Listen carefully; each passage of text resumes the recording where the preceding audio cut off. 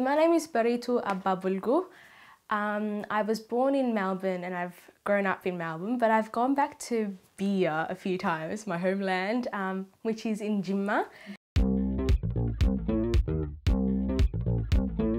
I'm pretty proud of my dual Oromo and Australian identity, mainly because it means that I'm exposed to so many more different cultures, and for me it's a matter of explaining it to myself so I know it, so therefore I'm in a position to explain it to people and to educate others. My exposure to the Oromo language is very limited in that all I had was my parents and all I could learn from them. Oromo exists in many facets, and multifaceted language.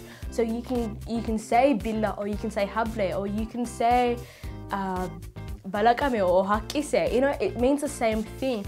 And I think for that reason, education is so important. You have a part-time job and you're young and people look at your name and they look at you and they go, what's your nationality? I want people to have to go, Oromo.